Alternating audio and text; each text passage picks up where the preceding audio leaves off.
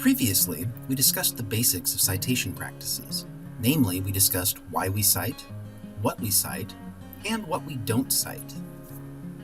In this video, I want to dive into the question, how do we cite? Unfortunately, the answer to this seemingly straightforward question is, it depends. There are hundreds, if not thousands, of different citation styles in use, and they can be very different from one another. Some disciplines have standard citation formats that they use. For instance, the American Psychological Association has a style that's used by hundreds of journals covering psychological research. Similarly, many journals that cover clinical studies use the citation style developed by the Journal of the American Medical Association.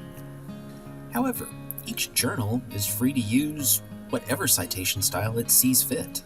Moreover, just because a journal publishes research in psychology doesn't mean it has to use APA style, just as a journal covering medical research doesn't have to use JAMA. As a practical matter then, every time you submit a research paper, you need to carefully comb through the author guidelines of the journal you're submitting to in order to figure out how the editors of that journal want citations to be done. As different as citations can be, most fall into one of three categories. It may seem tedious to go into this detail. It would be easier, after all, to just discuss the single citation you need to use. However, while you will be using only one citation style in VIBS 310, as you do your research for the capstone project, you will be reading papers all semester long that use countless different styles. It's important, therefore, to know at least in general terms how these different styles work. It will help you find the information you're looking for. It will help you translate bibliographic information from one style to another, and it will prepare you if you ever find yourself in the position of publishing your own research. Author date styles derive their categorical name from the way they handle in-text citations. When you need to cite a source in an author date style, you will generally use one or more of the author's last names, followed by the year of publication. Usually, you enclose this information in parentheses, but some styles use square brackets or other markers. Author date styles are extremely popular, especially in the humanities, but they're common in the sciences as well. Going through an example should help explain how this works. Our example comes from the journal Neuropsychology. Body mass index predicts cognitive aging trajectories selectively for females, evidence from the Victorial longitudinal study. Here, of course, we see the list of authors. There are 4 of them from the University of Alberta. And here is the abstract. And now we get to the start of the article's literature review. Global prevalence rates of obesity have risen virtually unmitigated over the past 50 years. Ruby and Who, 2015. Here, in the very first sentence then, we see an example of an author date system in action. The fact that global obesity rates have risen over the past 50 years did not originate from any research the authors of this paper did. As such, they chose to cite a research article to give their claim more authority. Let's suppose you wanted to read this article for yourself, perhaps because it is relevant to your own research. Where would you look for information that would help you find the paper? In this case, the journal has made it extremely easy because the PDF contains hyperlinks between the in-text citations and the bibliography. Most journals aren't so kind. When they aren't, though, all you need to do is go to the bibliography and look for the reference in question. That's especially easy to do in author date styles because the bibliographies are always arranged in alphabetical order by the first author's last name. In this example, we would just click on the citation, which takes us directly to the full bibliographic reference. Here we see that this was a paper entitled The Epidemiology of Obesity, A Big Picture. It was published in 2015 in the journal Pharmacoeconomics, volume 33, pages 673 through 689. What's this link at the end of the citation? This is known as the DOI, the Digital Object Identifier. This is a permanent link to the article, so in principle you can just click on the link, or if it's not hyperlinked, you can just copy it and paste it into your browser window. In practice, this isn't always the best way to go about it. As we can see here, the DOI often takes you to an article that is behind a paywall. In this case, you'd have to pay $49.95 to access this single article. It's usually better then to access articles through the university library, which has already paid for you to have full access to this article.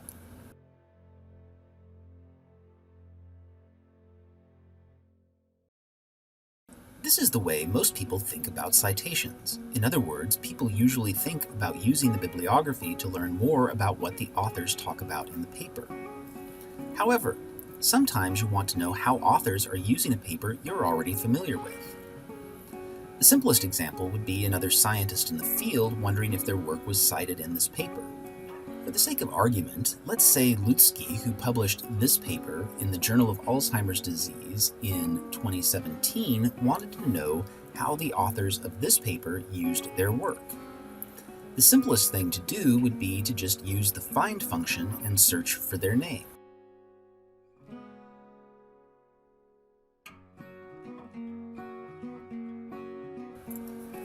And probably Lutsky would be a bit disappointed to know that their work was just lumped together with a bunch of other papers, but also happy that somebody cited them.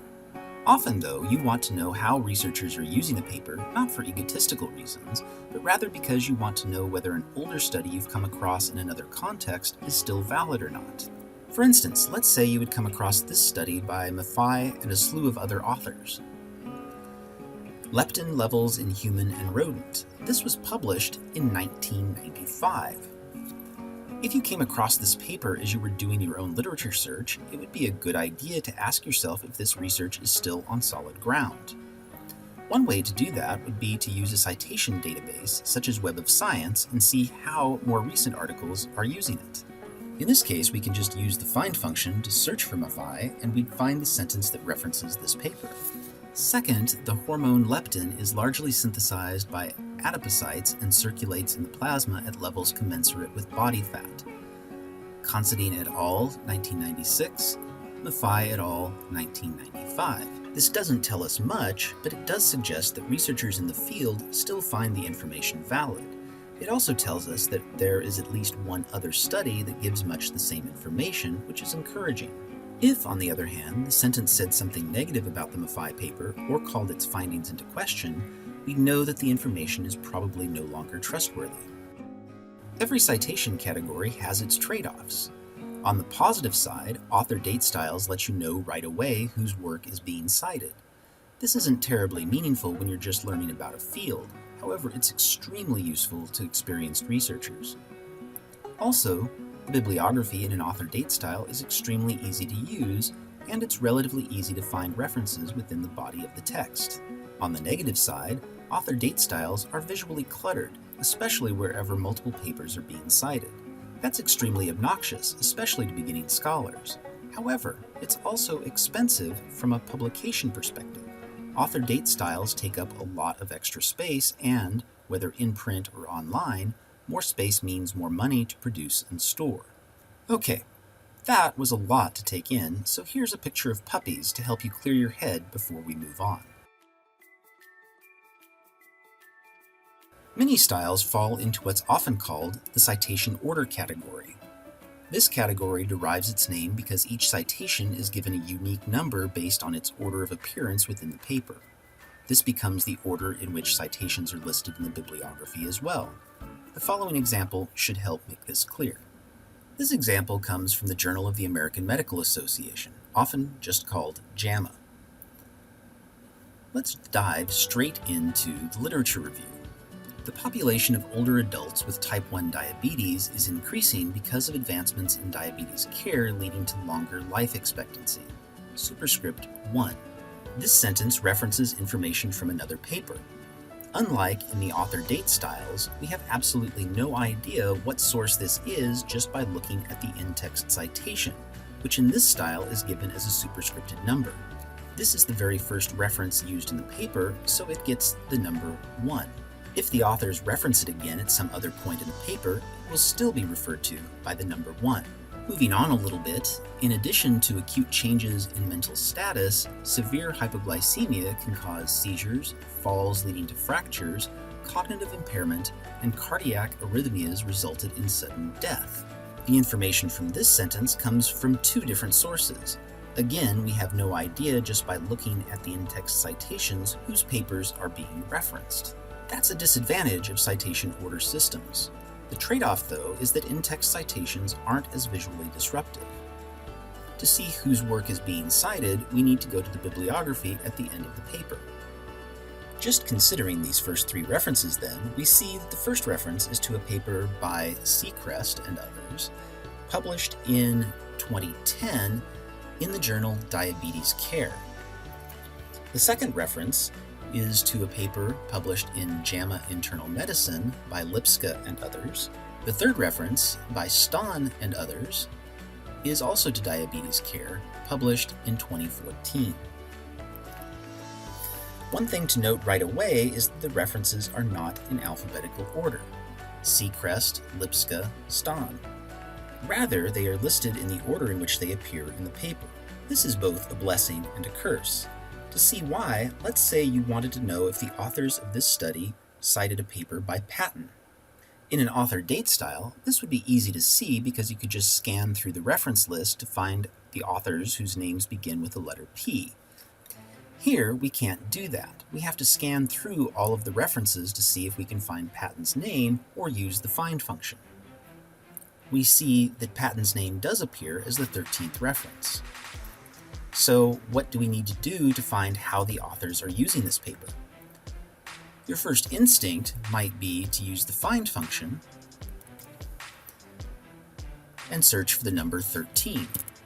However, that doesn't really work so well. Because scientific papers have lots of numbers, searching for any single number is likely to return lots of hits. Fortunately, because citations are listed in the order in which they appear, it's easy to find the first time the paper is referenced.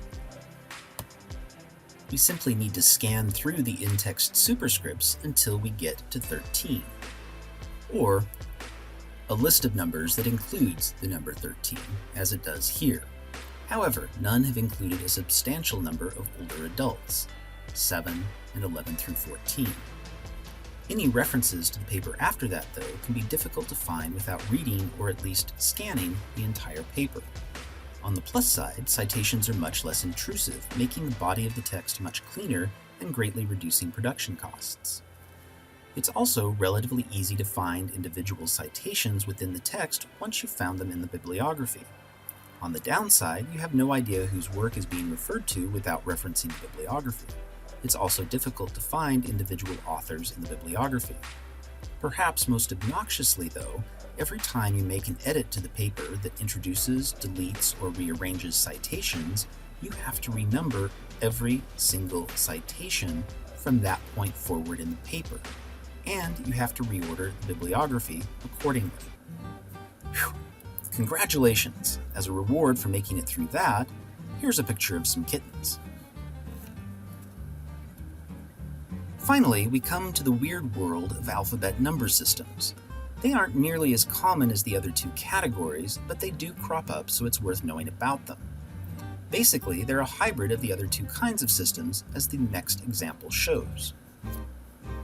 This example comes to us from the journal Annual Review of Microbiology, Ecology and Evolution of Plant Microbiomes. Skipping forward to the literature review, here called the Introduction, at first glance the alphabet number systems appear to be the same as citation order systems. However, as we begin reading, we see right away that something is different. Skipping ahead a little bit to the first sentence with the citation, we read, "Our ability to go beyond one microbe at a time approaches has already led to a more holistic view of the plant microbiome and the discovery of taxonomically novel microorganisms and beneficial microbial consortia." The first difference you'll probably notice is that the in-text citation numbers are in parentheses rather than superscripts. However, a lot of citation order systems use parentheses, so that's not actually all that remarkable. The biggest difference you should notice then is that this is the first sentence to use citations, but the numbers of the references are 27, 51, and 91. What gives? A quick journey to the bibliography explains the difference. Adam A. Alvarez, Ira, Badri, Bai. In alphabet number systems, the number does not come from the order of appearance. Rather, the bibliography is arranged in alphabetical order, just like in author date systems. Each reference is then numbered in the order it appears in the alphabetical list, and that's the number used to refer to it in the text. Reference 27, then, is a paper by Kritz Christoph and others, published in Nature in 2018. In some ways, alphabet number systems seem like a nice compromise between the author date and reference number systems. However, these systems also have their own trade-offs. As pros, alphabet number systems are visually uncluttered and, as a result, have reduced production and storage costs. It's also easy to find references in the bibliography since everything is in alphabetical order, and there's no trouble determining if a paper references particular authors. At the same time, you don't immediately know what sources are being referenced as you're reading the text. Also, finding where a paper uses a given reference can be extremely difficult. As with the citation order systems, just using the find function isn't likely to be terribly helpful in this regard, given how many numbers appear in scientific articles as data. Finally, if you revise the paper in a way that removes, adds, or exchanges references, you have to renumber your citations accordingly, both in the bibliography and, of course, within the text. In a nutshell, then, there you have it. There are hundreds, if not thousands, of different citation styles out there, but almost all of them fall into one of these three categories: author date, citation order, or alphabet number. Congratulations, you survived until the end. As a reward, enjoy this picture of a quokka and her joey. Seriously, this isn't the most engaging topic out there. However, knowing these general categories can help you overcome challenges many people face when engaging the scientific literature for the first time.